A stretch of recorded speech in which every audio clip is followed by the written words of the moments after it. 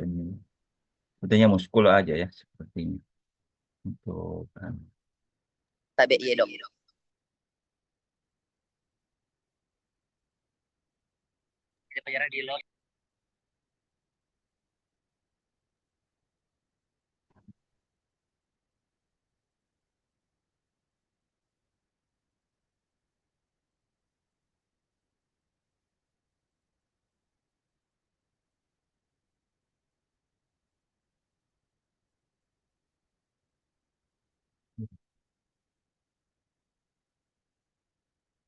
kelihatan gambarnya? Tabe kelihatan dok. Ya.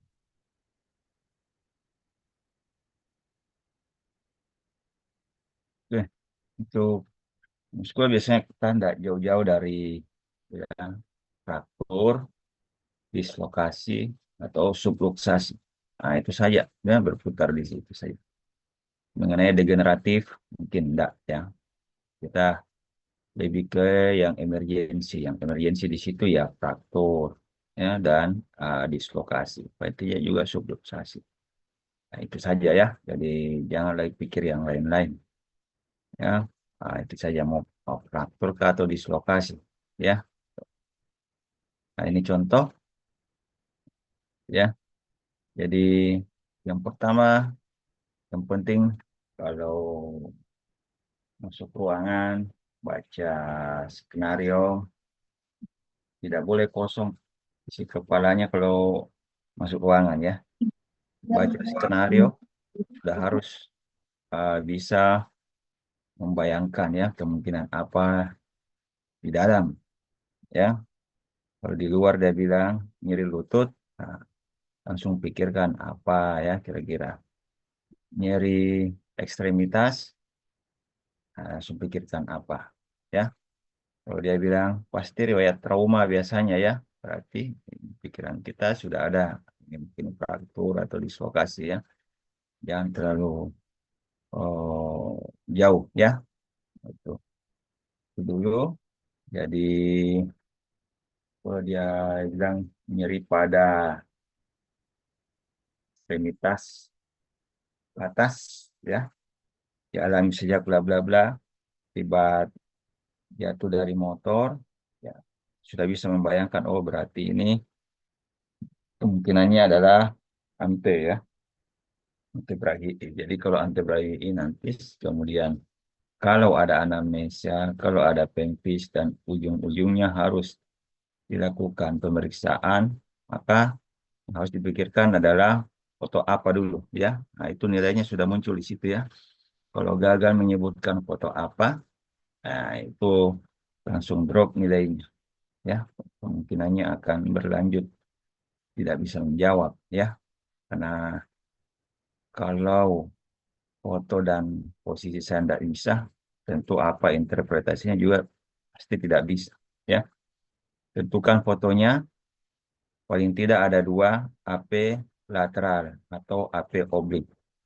Kalau dia manus atau pedis, misalnya AP oblik ya. Kalau dia tulang panjang, ekstremitas ya, biasanya AP lateral. Dextra sinistranya tidak boleh lewat ya. Ini contohnya. Ini adalah foto antebrahi sinistra ya. Biasanya ada di marker. Kalau tidak ada di marker berarti harus baca, lihat lagi di skenarionya. Tentukan elemennya. Elemen ya kita lihat ya, apakah ada masalah di sendi, di elbow, ataukah di wrist joint ya. Kemudian lihat lagi apakah ada fraktur ya. Lihat frakturnya. Setelah lihat frakturnya, tentukan ya yang mana proksimal, yang mana distal. Oh ini distal. Lihat distalnya dari kemana. Itu dia ya. Apakah lari ke anterior seperti ini, lari ke kranial, kemudian dari sini dia terlihat dia mengarah ke radial atau ke lateral. Ya, jadi harus tentukan displacementnya. Ya, arah gerakannya kemana. Yang ditentukan itu adalah distal terhadap proksimal. Ini ya. Jadi ini distal, ini distalnya, ini proksimalnya. Kalau dia berada di sini berarti ada di anteriornya proksimal, berarti dia anterior. Kalau dia di sini naik ke atas, berarti kemudian yang proksimal masih ada tersisa di bawah, berarti ini ke kranial, ya. Berarti ya antero kranio ya atau kranio antero. Kemudian dari lateral dari foto AP-nya, lihat distal ini mengarah kemana terhadap ini. Kalau dia miring ke sini berarti dia mengarah ke lateral. Ya, ibu jarinya kan di luar. Ya, nah itu posisi anatomi ya. Displacementnya adalah kranio anterolateral. Ya, dan ini dia bilang kode posterior. Ya, nah, jadi dia kalau yang ini lebih ke kranio ya, kranio antero ya, sebenarnya ini antero. Kranio antero karena di depan dari ini, lateral karena yang proksimalnya di medial, yang distalnya ke lateral. Jadi selalu di mana posisi distal terhadap proksimal. Densitas tulangnya baik, sisa lihat umurnya ya. Jelas sendinya pasti masih baik ya. Kemudian jaringan lunak, jangan lupa selalu ada swelling, jadi soft tissue swelling ya. Soft tissue swelling. Kalau yang ini dia dikirim, oh ini foto. Jadi kalau yang ini adalah foto antebrachial, ini foto umbrus ya. Nah, AP dan lateral ya. Jadi ini kita lihat. Nah, ini posisinya kalau dia tidak sesuai, tidak ketemu ya. Margo dari daerah humerus dan daerah lateral dari scapulae ya, berarti ada dislokasi ini masih ada di dalam, nah, berarti tidak ada. Alignment glenohumeral dan elbow tidak tampak dislokasi ya, tidak tampak dislokasi. Itu masih bagus ya. Tidak tampak fraktur, oke. Lihat mineralisasinya smooth, kemudian glenohumerale dan elbownya baik, celahnya ya. Kemudian jaringan lunak juga baik. Nah, berarti ini adalah normal ya, foto normal saja. Ini enggak usah. Nah, ini kurang lebih sama juga ya, kruris. Kruris ya, kita lihat elemennya dulu, masih intak ya, nah, masih ketemu. Kemudian ada fraktur atau tidak, saya susuri saja ke bawah. Biasanya kalau soal itu selalu dia jelas frakturnya ya. Densitas tulangnya masih baik, kemungkinan lihat umurnya ya. Kalau tidak bisa lihat umur, lihat bahwa korteks ini masih tebal-tebal. Ya, kalau dia tipis seperti ini, berarti dia ah, kita sebut osteopenia ya. Nah, ini kan masih tebal-tebal kan. Densitas tulang baik, celah sendi, jaringan lunak sekitar juga baik. Normal saja. Nah, kalau dia frakturnya di daerah, oh ini dia, di daerah meta ya, daerah manus ya, metakarpal. Ya, dia sebut ini faktor basis metakarpal 5 manus dextra. Oh ini dia ya. Kalau soal yang seperti ini yang muncul, berarti kita harus tentukan lokasinya di mana. Satu tulang saya tarik, ini namanya basis, ini korpus, ini kolum, dan ini adalah kaput. Nah, sisa tentukan ya, di mana lokasi frakturnya. Jadi kalau yang ini ada diskontinuitas namanya ya, ataukah fraktur, tampak diskontinuitas ya pada basis metakarpal 5 digit metakarpal digiti 5 manus dextra. Jadi secara bahasanya kecil, kemudian yang luas ya, displacement. Oh, sorry, diskontinuitas ya, tampak diskontinuitas pada basis metakarpal ya, digiti 5 ya, kemudian manus dextra. Nah, itu yang lengkap ya, gampang saja ya menentukannya. Itu. Penting urutannya tepat ya, vertikal ke endak ya. Ini Oh iya, ini dia. Ini pasiennya curiga dengan dislokasi bahu, ya.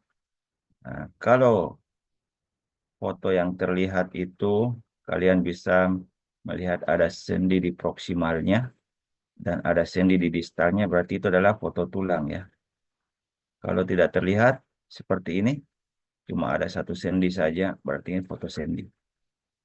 Jelas ya? Nah, itu cara menentukannya. Jadi elemennya adalah ini ya, glenoid ya, glenohumeral, kemudian ini agak banyak ya, acromiohumerale, ini kan akromiumnya dengan humeral, kemudian kita lihat lagi di mana yang berubah. Banyak di sini ya, ini kan coracoacromial ya, coracoclavicular, semua ini bisa disebut ya. Nah, yang paling utama adalah glenohumeral ya, glenohumeral. Tapi kalau kita lihat di sini aman saja, yang masalah di sini ya langsung saja ya. Alignment glenohumerale joint berubah ya, tampak dislokasi. Kalau begini penampakannya ini masih subluxasi ya. Ini bergeser ya. Jaraknya ini kan lebih lebar terhadap kaput. Tapi dia masih ada di dalam kapsul. Dia masih ada di jalur ini. Ya, masih ada intak ini dan ini berarti dia masih ada di dalam kapsul. Ini kita sebut sebagai subluxasi. Ya, ini ya. Jadi namanya adalah subluxasi. Nah, kalau ini kaputnya pindah ke bawah, ya, dia di luar dari kavitas ini, ya, nah, keluar dari mangkoknya, berarti kita sudah harus mengatakan itu adalah dislokasi, ya. Tapi bahasa awalnya adalah alignment glenohumeral joint berubah, tampak dislokasi, ya, glenohumeral, ya, dengan displacement, ingat ya bahasanya. Displacement berarti kita mulai lagi distal terhadap proximal. Dengan displacement atau kaput humeri, ya, displacement kaput humeri ke arah caudo-medial. Biasanya kalau dia dislokasinya ke anterior, maka dia adalah ke anterior, kemudian ke medial, ke caudo-medial, ya, caudo-medial. Kalau dia dislokasinya posterior, biasanya dia ke lateral, ya. Jadi ini adalah caudo-medial biasanya ya. Jadi nanti bisa lihat ini ya, kaputnya dari kemana? Dari ke bawah, bagian dalam, caudo-medial. Ya. Nah, kalau dia ke caudo-medial, berarti itu diagnosanya adalah dislokasi anterior. Nah, ya. Kalau dia ke caudo, ke dalam, berarti adalah dislokasi anterior. Kalau dia ke lateral, berarti dislokasinya ke posterior. Jadi ya, nanti urut lagi ada fraktur atau tidak, ya. Kemudian densitasnya bagaimana, kemudian jaringan lunatnya bagaimana. Kalau ada dislokasi, ada fraktur, selalu sebut ada soft tissue swelling pasti, ya. Ada soft tissue swelling. Jadi itu urutan-urutannya ya, bisa kalian tambahkan lagi eh, apa yang penting secara anamnesis ya. Karena anamnesis juga punya nilai. Nah, anamnesisnya punya nilai. Kemudian eh, harus tepat menentukan pemeriksaan apa ya yang akan kalian ambil. Kemudian posisinya apa ya. Kalau muskulo itu rata-rata AP lateral ya. Kemudian interpretasikannya alignment dulu. Alignment itu menjelaskan ada dislokasi atau tidak ya, subluxasi atau tidak. Kemudian ada fraktur atau tidak ya. Kemudian lihat densitasnya. Kalau sudah mulai tipis-tipis, korteksnya begini ya, mulai tipis-tipis, ya, berarti kita sebut sebagai osteopenia ya, atau disease osteoporosis ya. Kalau jaringan lunaknya, ya kita bilanglah swelling Ini subluxasi ya, karena masih ada, tapi kemungkinannya bisa dislokasi di ujian kan.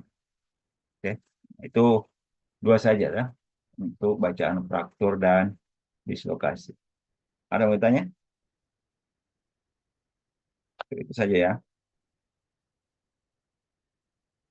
Oke, kalau tidak ada, sekiranya cukup ya. Tuh, jadi belajar saja fraktur dan dislokasi ya. Fraktur dan dislokasi. Cara yang mana dikeluarkan ya. Oke, kira itu silakan belajar lagi yang lain dan bisa membantu ya walaupun ada sedikit lah ya informasinya.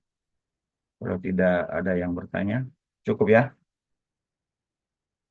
Akan dipelajari kembali. Baik, terima kasih banyak dok. Nah, tutup ya. Oke. Oke. Terima kasih banyak. Terima kasih banyak, Dok. Terima kasih banyak dok. Abe, terima kasih.